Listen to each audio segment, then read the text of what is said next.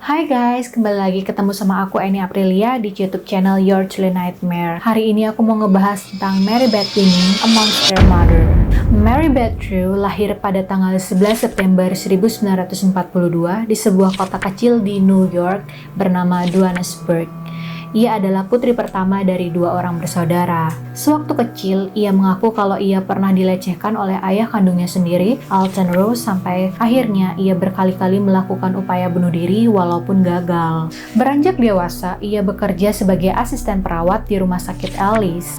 Lalu pada tahun 1963, melalui sebuah kencan buta, ia bertemu dengan kekasihnya, Joe Tinning. 2 tahun kemudian, di tahun 1965, mereka memutuskan untuk menikah. Awal kehidupan pernikahan mereka berjalan lancar seperti pasangan pada umumnya. Lalu putri pertama mereka lahir pada 31 Mei 1967 yang diberi nama Barbara Tinning. Lalu setelah 3 tahun berselang, lahirlah putra kedua mereka, Joseph Tinning, pada 11 Januari 1970. Lalu dalam selang waktu setahun, ia mengetahui kalau ia sedang mengandung anak ketiganya. Joe Tinning saat itu sangat bahagia dengan kehidupan keluarganya, tapi sangat berbeda dengan Mary Beth. Kalau Joe Tinning itu sangat menghargai momen-momen bersama anak-anaknya, sedangkan Mary Beth nggak seperti itu. Ia mendidik anak-anaknya agak keras, bahkan mereka nggak segan-segan untuk marah ataupun menghukum anak-anak mereka kalau mereka berisik, atau mereka berantakin makanan, atau berantakin mainan. Joe Tinning berkali-kali melihat kejadian itu, tapi ia memaklumi. Karena ia paham banget gimana susahnya seorang ibu hamil harus mengurus 2 orang anak yang sangat aktif. Saat usia kandungannya yang baru 7 bulan, ia mendapat kabar duka bahwa ayahnya ternyata meninggal dunia. Di saat itu ia merasa sangat terpukul dan sangat sakit hati. Tapi dia punya teman-teman dan juga kerabat dan juga keluarga yang selalu support dia. Putri ketiganya, Jennifer Tinning, akhirnya lahir pada tanggal 26 Desember 1971. Tapi sayang, Jennifer mengidap penyakit meningitis sejak ia lahir. Jennifer bahkan gak pernah diajak pulang dan dia meninggal pada 3 Januari 1972 di rumah sakit. 2 minggu berselang sejak kematian putri ketiganya, Mary Beth lalu membawa putra keduanya, Joseph Tinning, ke rumah sakit Alice dalam keadaan yang sangat panik. Jadi FYI, rumah sakitnya itu letaknya deket banget sama apartemennya, cuman di seberang jalannya aja, jadi dia bisa nyebrang aja bawa anaknya digendong gitu. Di rumah sakit ia dirawat secara intensif dan akhirnya ia dibolehin pulang. Namun selang beberapa jam setelah kepulangannya, Mary kembali membawa Joseph ke rumah sakit dan sesampainya di rumah sakit, Joseph sudah tidak bernafas lagi. Dokter mendiagnosa bahwa Joseph Tinning ini meninggal akibat ia tersedak oleh muntahannya sendiri. Beberapa bulan berselang, tepatnya 1 Maret 1972, Mary kembali ke rumah sakit membawa putri pertamanya, Barbara Tinning, yang saat itu sedang kejang-kejang. Di rumah sakit, Barbara sempat koma dalam beberapa jam sampai akhirnya ia menghembuskan nafas terakhirnya di keesokan harinya. Waktu itu dokter mendiagnosa bahwa Barbara ini mengidap suatu sindrom bernama sindrom Reye. Sindrom Reye ini disebabkan oleh infeksi virus. Waktu itu dokter sempat merasa aneh karena kematian Barbara itu terlalu mendadak. Biasanya sindrom Reye ini menjangkit anak hanya 1 dari 1 juta anak dan tingkat kematiannya hanya 30%. Hanya dalam waktu beberapa bulan ada 4 tragedi kematian dari ayahnya, bahkan anak-anaknya semua meninggal dunia. Itu adalah hal yang sangat menyakitkan bagi siapapun. Jadi semua keluarga dan kerabat dari keluarga Tinning itu selalu datang ke rumahnya untuk ngasih support. 1 tahun setelahnya, pada tahun 1973, tepatnya di hari Thanksgiving di bulan November, Mary melahirkan kembali putra keempatnya yang bernama Timothy Tinning. Timothy ditemukan sudah tidak bernyawa di apartemennya, lalu jasadnya dibawa ke rumah sakit yang sama. Jadi waktu itu Timothy didiagnosa oleh dokter sedang mengidap penyakit Sudden Infant Death Syndrome atau singkatannya SID.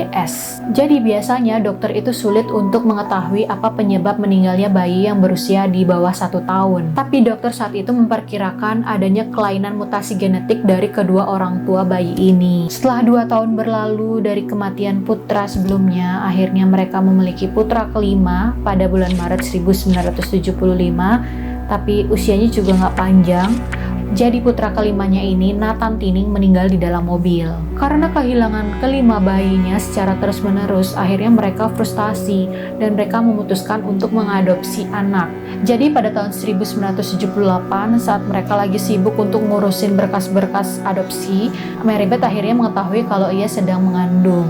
Walaupun ia sedang mengandung, akhirnya ia tetap melaksanakan proses adopsi itu. Jadi kalau di luar negeri itu proses adopsi anak itu nggak segampang di sini. Jadi ada banyak banget berkas-berkas yang harus diperiksa seperti catatan keuangan, catatan riwayat kehidupan. Tapi saat itu perusahaan yang mengurus pengadopsian anak mengizinkan mereka untuk mengadopsi anak. Jadi dari histori kehidupan mereka tidak ada yang mencurigakan.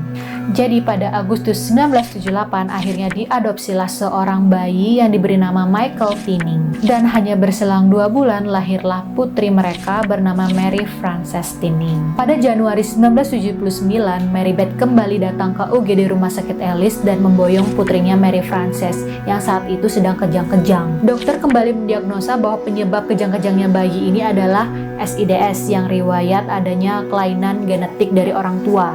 Tapi sebulan kemudian Mary kembali membawa Mary Frances ke rumah sakit. Ya waktu itu Mary Frances nyawanya masih bisa diselamatkan, tapi adanya kerusakan otak di kepala yang tidak bisa disembuhkan. Lalu 2 hari kemudian akhirnya Mary Frances meninggal dunia karena alat bantu hidupnya dicabut. Gak lama setelah itu akhirnya anak ke-8 mereka lahir, diberi nama dengan Jonathan Tinning. Namun sama seperti sebelum-sebelumnya, usianya gak lama, ia hanya bertahan sampai usia 4 minggu. Sudah 7 orang anak yang lahir dari Mary Beth itu meninggal dunia, tapi mereka tetap berusaha dan berpikiran positif kalau mereka masih bisa punya kesempatan untuk memiliki anak. Lalu setelah lewat beberapa tahun, akhirnya putra angkat mereka, Michael Tinning, ditemukan gegar otak setelah jatuh dari ketinggian. Walaupun Michael ini mengalami gegar otak, akhirnya ia dipulangkan dari rumah sakit Ellis. Namun hanya bertahan sebulan, akhirnya Michael pun juga turut meninggal dunia. Lagi-lagi jasadnya dibawa ke rumah sakit Ellis. Waktu itu dokter bingung banget karena yang dianggap penyebab kematian dari putra-putri dari keluarga Tinning ini adalah SIDS. Tapi ternyata Michael ini juga mengalami nasib yang sama padahal ia adalah anak angkat. Jadi dokter pun menghapus teori bahwa SIDS lah penyebab dari kematian anak-anak itu. Tapi dokter juga masih nggak tahu apa sih penyebab kematiannya. Lalu putri ke-9 lahir pada tahun 1985 yang diberi nama Tamilyn Tinning. Tapi lagi-lagi, sama seperti bayi-bayi sebelumnya, usianya nggak lama. Ia hanya bertahan beberapa bulan dan dia meninggal pada Desember 1985.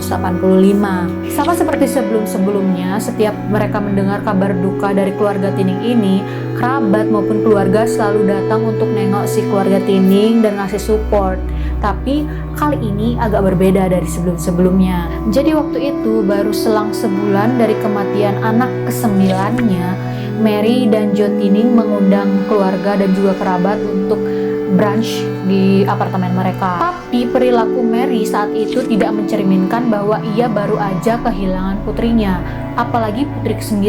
Setelah banyaknya tragedi, ada 10 tragedi yang udah terjadi di kehidupannya, tapi saat itu ia sama sekali tidak terlihat sedih.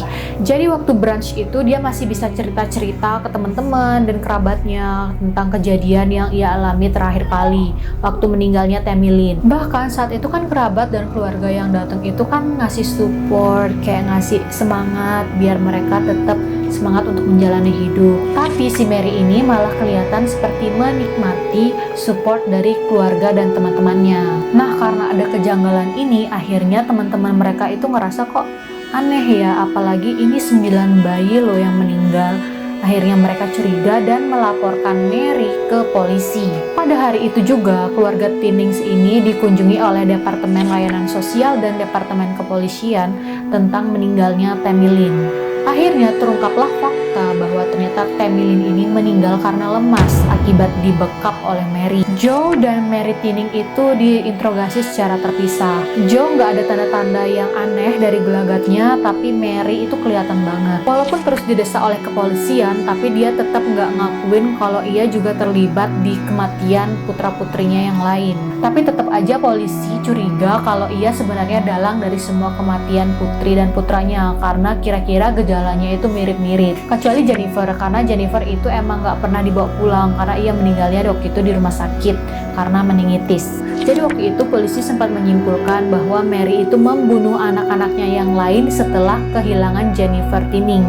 Tapi walaupun terus didesak dan diancam macam-macam, si Mary ini tetap nggak mau ngaku. Dia tetap kekeh kalau dia cuma membunuh 3 aja anaknya. Lalu dilakukanlah autopsi pada ke-6 anak yang lain. Tapi dari hasil autopsi itu nggak ada yang janggal. Jadi polisi ini kekurangan bukti untuk menuduh si Mary bahwa ia memang melakukan pembunuhan atas semua bayinya. Akhirnya setelah melakukan proses persidangan berkali-kali selama 6 minggu, akhirnya ia digugat dengan 20 tahun penjara. Ia digugat hukuman 20 tahun atas kematian Tamilin aja. Jadi atas kasus kematian anak-anaknya yang lain nggak ada bukti, jadi dia nggak bisa digugat. Tapi ini hukumannya udah termasuk ringan karena biasanya dengan jenis kejahatan seperti ini hukuman maksimumnya itu adalah 25 tahun, sedangkan dia cuma dapat 20 tahun aja. Mary Beth Tinning sempat mengajukan banding karena ia tidak terima dihukum 20 tahun, tapi bandingnya ditolak. Selama ia di penjara, ia bahkan berkali-kali mengajukan pembebasan bersyarat. Kira-kira ada 6 kali, tapi selalu ditolak karena menurut Dewan Pembebasan, alasannya untuk dibebaskan bersyarat itu selalu nggak masuk akal. Dewan Pembebasan itu merasa kalau si Mary ini nggak menyesal sama apa yang udah dia perbuat kepada anak-anaknya. Akhirnya setelah 31 tahun mendekam di penjara, ia akhirnya dibebaskan. Dia akhirnya dibebaskan pada 21 Agustus 2018 di usianya yang ke-76 tahun. Tapi walaupun dia dibebaskan bersyarat, jadi dia harus tetap mengikuti konseling dari pemerintah, yaitu konseling untuk kekerasan rumah tangga. Oke guys, jadi sekian cerita dari aku. Gimana menurut kalian? Apa ini emang bener-bener monster mother? Menurut kalian layak nggak kalau si Mary Beth Tinning ini dihukum cuma 31 tahun atas kematian 9 orang anak? Dan yang sangat aneh adalah, kenapa bisa rumah sakit Alice ini, bayi-bayi yang meninggal ini itu kan selalu dibawa ke rumah sakit Alice. Kenapa rumah sakit Alice ini ngerasa nggak ada yang aneh setelah 9 kali mereka kehilangan bayi gitu loh. Coba aja mereka lebih aware dari sebelumnya, mungkin aja kasus pembunuhan ini nggak sampai 9 kali. Ya walaupun buktinya itu nggak kuat, tapi aku percaya banget kalau memang si Mary ini yang ngebunuh anak-anaknya, kecuali si Jennifer. Gimana menurut kalian guys? Kalau kalian ada teori atau kalian ada pendapat, kalian boleh banget komen di bawah ini. Oke, sekian cerita kali ini. Jangan lupa kalian like videonya, kalian komen, dan kalian subscribe channel ini, dan kalian share videonya ke semua sosial media yang kalian punya. Oke, sekian dulu. Thank you for watching and bye.